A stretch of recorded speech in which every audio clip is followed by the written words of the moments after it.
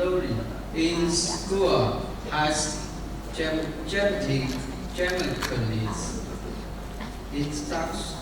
it looks in some countries as result of a force to guarantee that no child is left behind.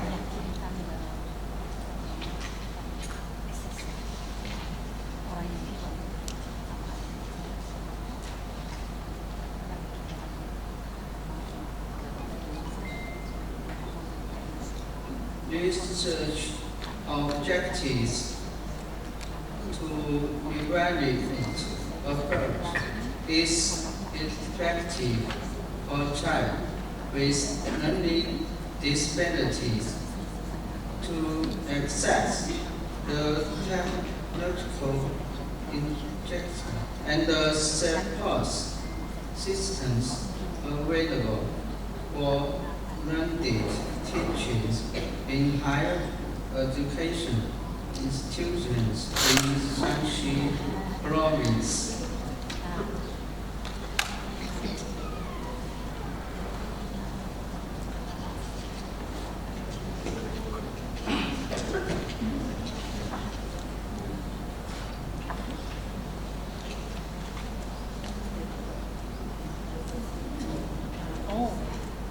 To find the most important strategies to help children with learning disabilities. Research methodologies.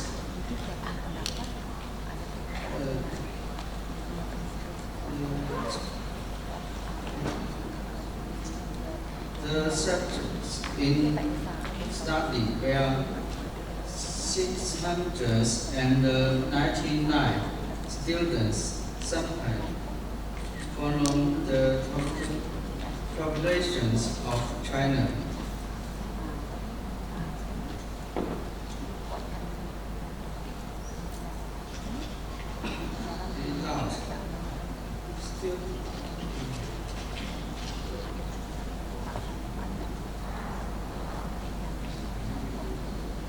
Students with disabilities has an understanding of their limitations and supports available to them so that they may reach the desired academic success as their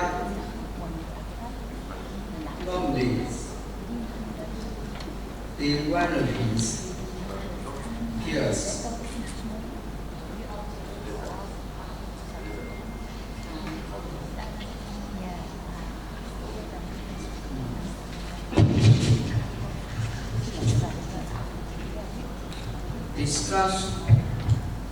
Discussions.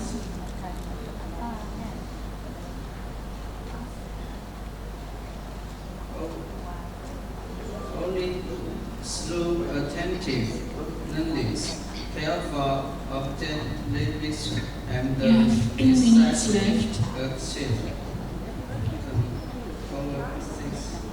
objectives and move closer to fully including of students, including those with special needs.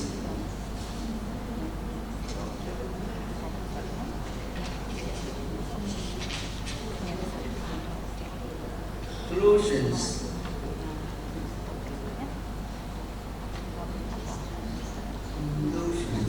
Primary school educators are becoming more tolerant of students with impairments and providing more compelling education in inclusions in the classroom. Cheers. Over. Thank you.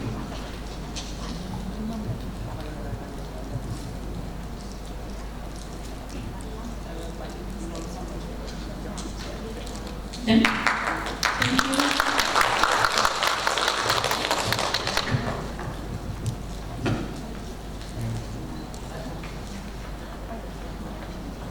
Any question?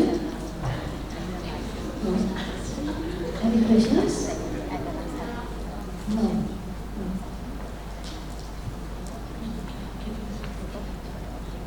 This is about effective of education for young children in primary schools with disability studies on the ability to make informed decisions about the use of legal service.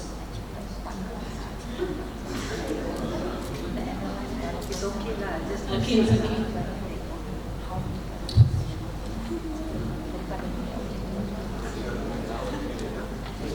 Okay, we are moving the next presenter. Profile and level of competence in medication administration process of aspiring nurses in state Welcome, Roy D. Gumaya.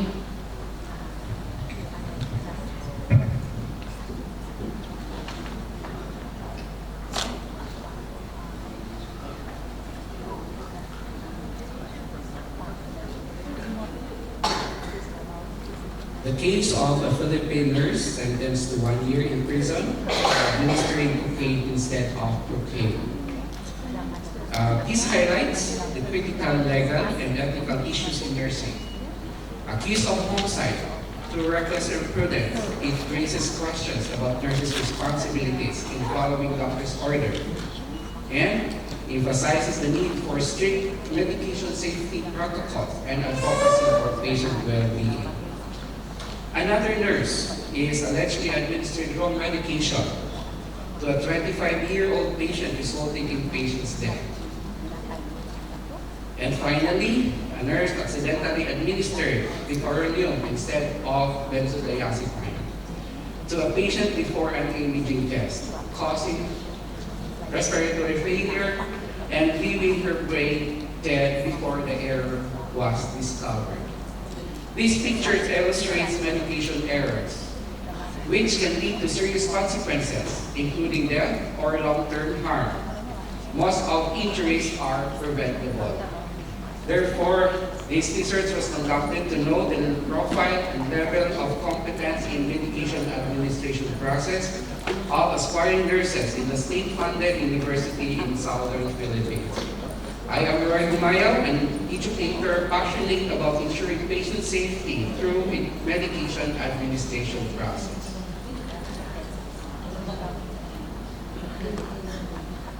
Ensuring safety of medication administration is vital responsibility of nurse professionals. The nurse responsibility in medication administration includes safeguarding the correct preparation of patient's medication, given in correct dose, administered to the right patient at the right time through the right route. In the case of aspiring nurses and or student nurses, the application of medication administration process is clinical setting poses a challenge. A dichotomy of acts of commission and or commission towards patient care delineates sound clinical judgment. Thus, the need for aspiring nurses to harness competence in the care of patients to include, among others, the medication administration process under the supervision of the clinical preceptor to deter medication errors.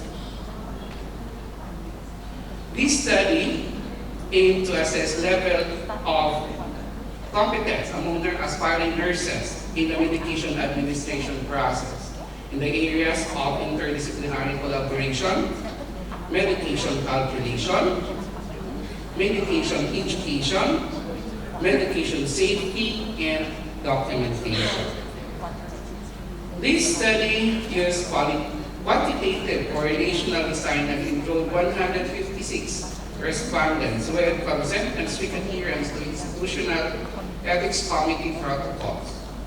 A proportionate stratified random sampling was employed, and tainted gathering procedure was carried out using a pilot tested researcher-made questionnaire with a product alpha of 0.91. Datasets were analyzed using descriptive statistics, measures of central tendency and variability, analysis of variance, Kendall-Taos correlation, and person-rank correlation. The finding shows that respondents consistently perform medication safety, while medication calculation is the least performed most of the time with occasional exceptions. Among the areas of competence, medication safety ranks highest, while medication calculation is the lowest. Medication calculation is a critical component of medication administration process in clinical practice, even when safety protocols are consistently applied. The importance of this consideration could be variability in patient needs, complexity of dosing regimen, human error prevention, technology, or continuing education and competency. Medication safety is vital for preventing medication errors. A rigorous approach to medication calculation is equally essential as well. It safeguards patients' health, enhances effectiveness of treatment, and reinforces integrity of healthcare system. Thus, the recommendation, we have to increase cyclization opportunities, focusing on medication administration or error prevention. We need also to establish mentorship to provide guidance and support in clinical settings, either peer or faculty mentorship. And we need also to have a regular skills assessment, a routine competency assessment that allows students to demonstrate their skills, in particular with medication administration process. Let me consider this quotation from Paul O'Neill. Safety should never be a priority. It should be a precondition, a condition that must be fulfilled before other things can happen or be done. Terima kasih.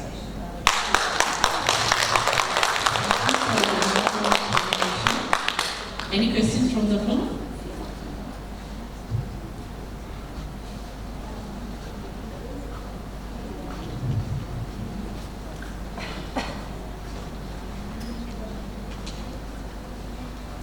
Can you explain about the social impact or outcomes of your research for the public, for the society? Sorry. Your outcome or the social impact of your research for the society? Okay, for society, we can have a good healthcare, and this will also decrease patients staying in the hospital if there will be no errors. We can also have a customer satisfaction effect or impact on customer satisfaction as well. Okay. Excuse me, I got one question.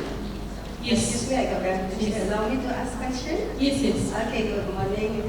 Okay, Assalamualaikum warahmatullahi wabarakatuh and good morning. So I've got one question. So during your presentation, I saw that this is a funded, university-funded research. And I saw your sample size is about 159 or 6 just now. So may I know how much is the population of the your respondent? Actually, the term state-funded, the research local is in a public university which is state-funded. So the research is not state-funded, but the locality or the research local is state-funded university, but not the research itself. My question is, what is the population? Okay, population. Actually, we have around 2,000 population of students in the university, but I only consider a level 3 nursing students so that we can have intervention if ever the result would be beneficial for them in terms of medication administration process. And maybe can you explain about how you determine your sample size? Because with 2,000 population, how you determine your sample size until you can get 150 something? Okay, actually, for the level 3 students, we apply the Sloven's formula.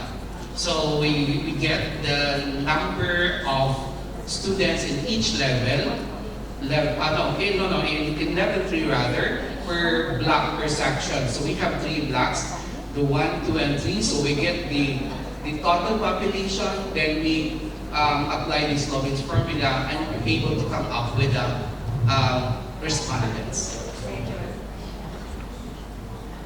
Okay, ladies and gentlemen, questions from the floor? I also agree in the co-author. By the way, 2,000 was the total population of the university students, but the nursing students, it is only around 420 students for the College of Nursing. Yes. Thank you. Okay, maybe next time we can show the sample calculation so that easy for the audience to understand from how you calculate from the 2,556. Okay, thank you. Okay, thank you very much. Okay, thank you. Okay, the next presenter, the title Drug Interactions in HIV/AIDS Patients in Outpatient City Hospital of South Tangerang, Indonesia, by Nurmulan Adi Ismail.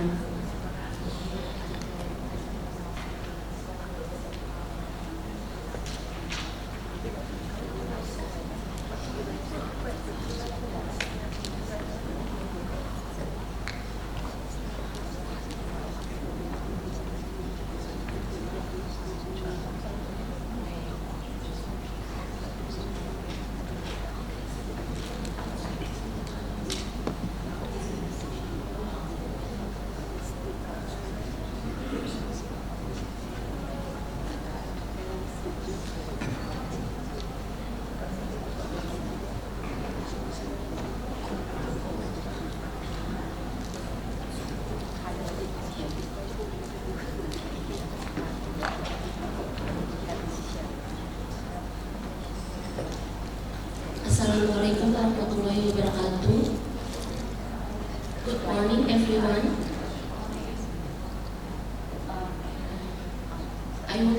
First, I would like to say thank you to ICHAS 2024 for giving me this great opportunity to present my research, and for our two moderators this morning. I'm Mulan, and I would like to present my research about drug interaction in HIV/AIDS patients in Outpatient City Hospital of South Tangerang in 2023. This presentation divided into 4 parts.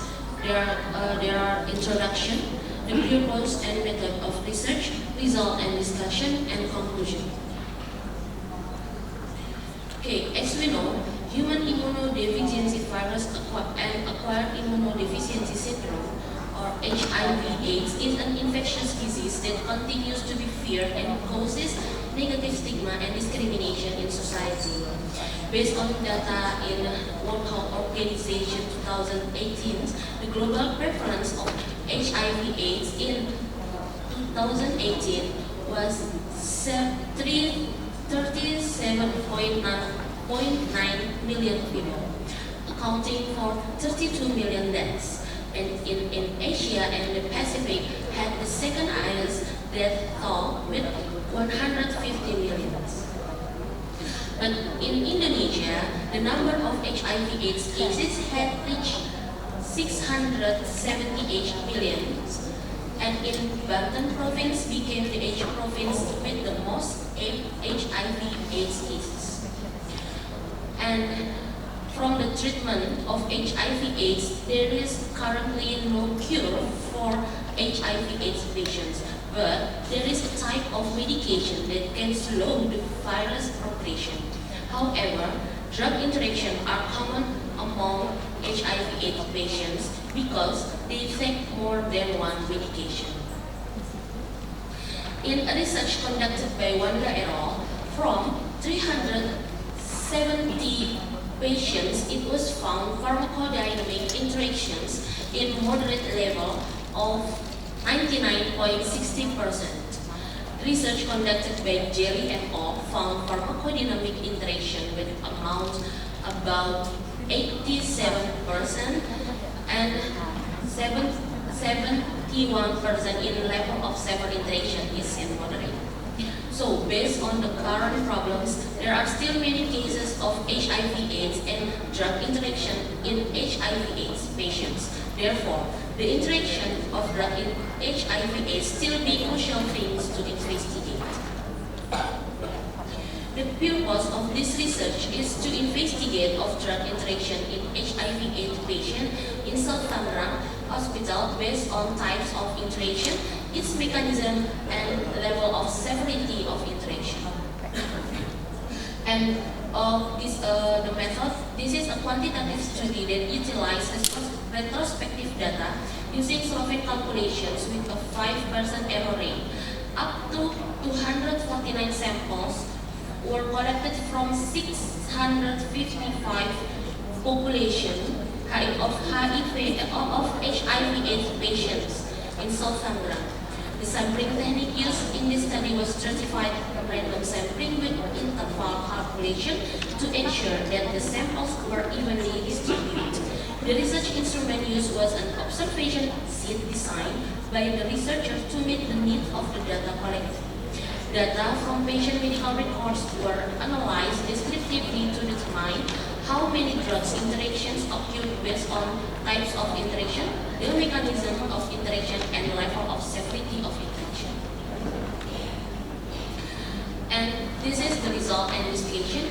Based on the types of interaction, according to the study's finding, about 35% HIV/AIDS patients had drug interactions, with the most common interaction occurring between efavirenz, lamivudine, and tenofovir is about 29%.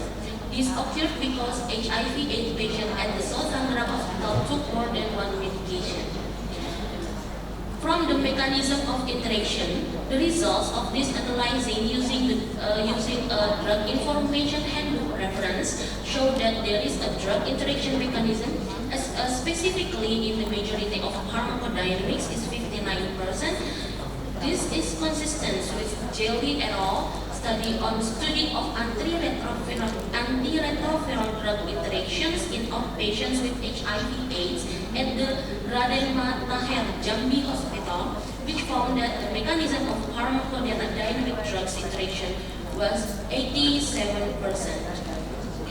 Pharmacodynamic interaction occur at the receptor level and cause changes in the effects of one or more drugs, which are synergistic if the effect is strengthened or antagonistic if the effect is reduced.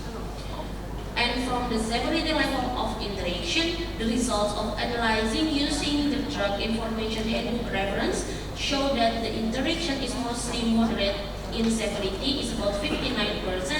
The findings of this study are consistent with Wanda et al. In interaction of antiretroviral drug HIV or AIDS patients at Dr. Soekarjo Tasikmalaya Hospital for the period January-March 2022, which found that the interaction severity level was moderate at 99.60%. And the conclusion of this research, according to the findings of this research, there are still a significant number of HIV/AIDS drugs interaction is about 35%, whereas 59% of them are pharmacodynamic interaction and in moderate severity. Thank you.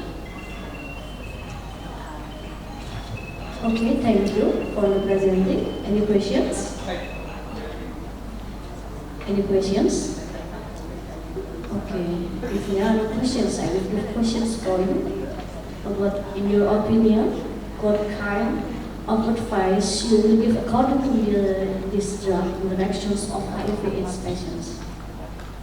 Okay, sorry, did you ask about my advice? opinion about what kind of advice will give according to these drug interactions of HIV patients? Okay, thank you. First, according to this result, I think a medical staff, or whether the medical staff or pharmacy staff, have to increase the monitoring of the use of drugs in HIV/AIDS patients, and they should have to increase the monitoring of the liver function of HIV/AIDS patients. Okay, thank you for the explain. Maybe any questions? We have many questions, but the time is up. So we can go to the next presenter. See the title. Thank you. Assessment of antibiotic use in inpatients at a private hospital participating using OTC as complicated dialysis method. Please welcome Fifi Theophana.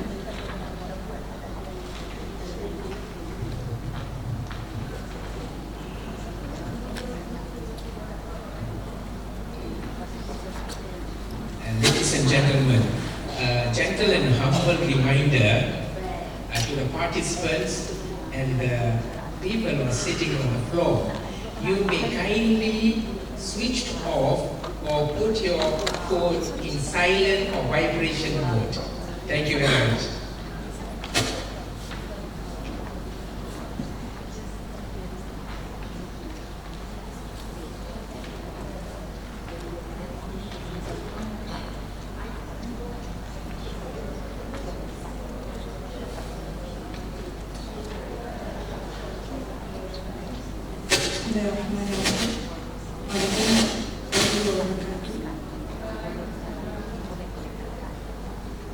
Good morning, ladies and gentlemen. First of all, I want to thank Jennifer Kevin, the Honorable Dr. Ms. Rita Dwi Prativi and Dr. Ratimala Nayakama. I'm a student PhD program, Lincoln University. It's me. Present my research with the title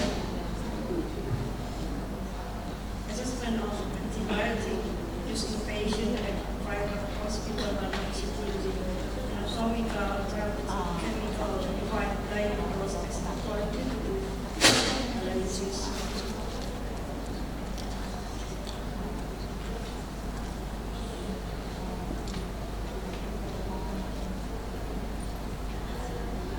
Background my research: antimicrobial resistant pathogen, bacteria, virus, fungi, parasites, no longer resistant antimicrobial drug. As a result, drug-resistant antibiotic and another antimicrobial drug become effective and infection become difficult to treat, increase the risk of injury, viral illness, disability, and disease. The World Health Organization lists antimicrobial among the top 10 threats for the health. And then speech which bacteria become resistant antibiotic much faster. Then the effort to discover and develop a new antibiotic. Assessment of antibiotic is including why they address to the problem. Problems that research.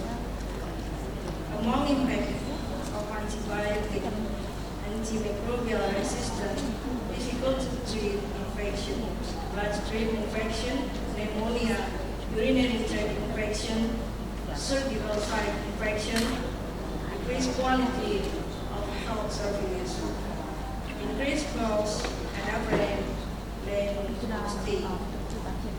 And this case in Indonesian hospital, patient 28 years old. Lower methicillin-resistant Staphylococcus aureus. Objective my research determine general profile of antibiotic use in Batam City Private Hospital for inpatient and quantitative descriptive antibiotic use using the antimicrobial therapeutic chemical defined daily dose method.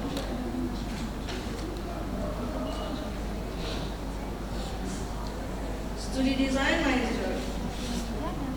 The study descriptive observational study using a quantitative study design with the defining daily dose method, through retrospective data tracing and the Batam City Private Hospital in the period January until June 2024. Population, the study all inpatient. How? Who reserved antibiotic therapeutic at the Batam City Private Hospital?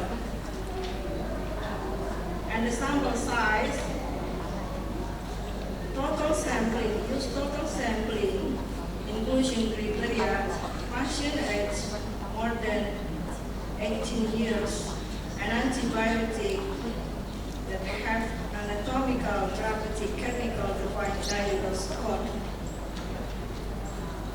Data analysis quantitative using the anatomical, therapeutic, chemical defined daily dose method.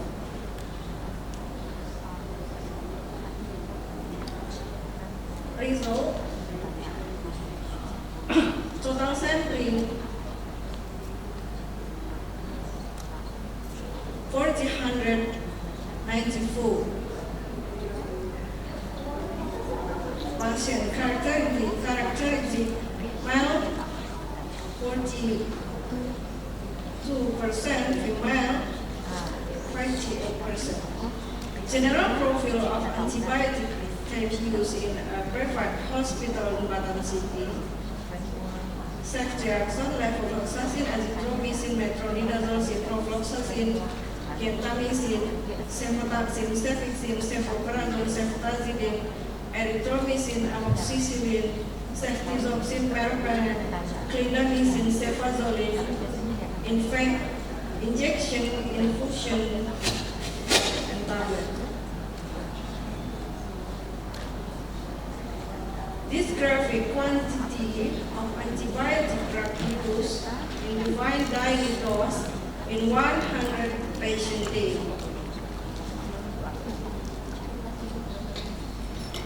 Ceftriaxone use was the most totally 58.08, and then levofloxacin infusion 14.98, and then azithromycin injection 10.89.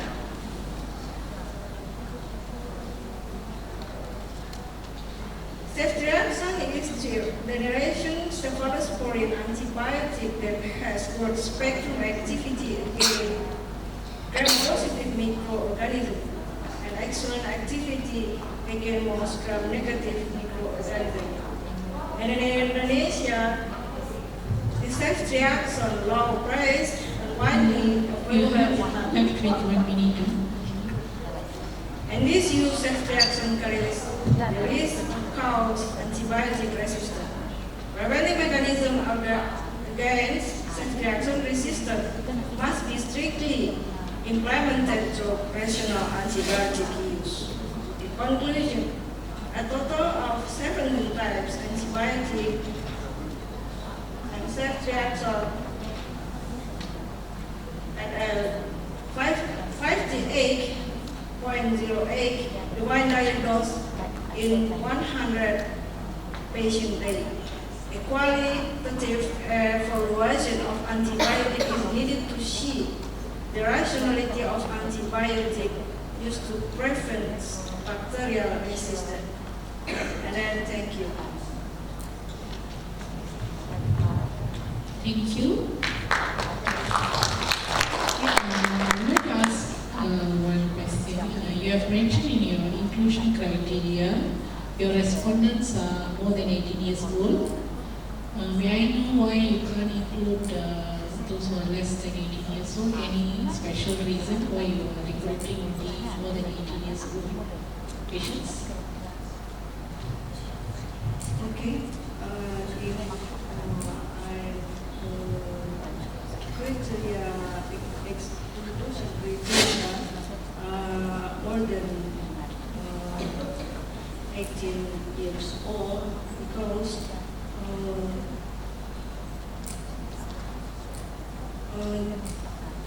evaluation antibiotic using defined daily dose, anatomical, therapeutic chemical, not used for children therapy, because for children therapy, recommended evaluation antibiotic qualitative evaluation. Okay, thank you.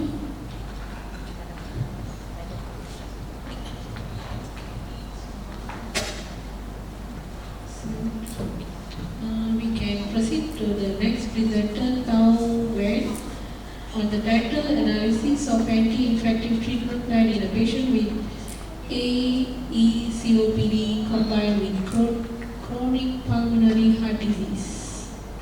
Please welcome Tao Wen.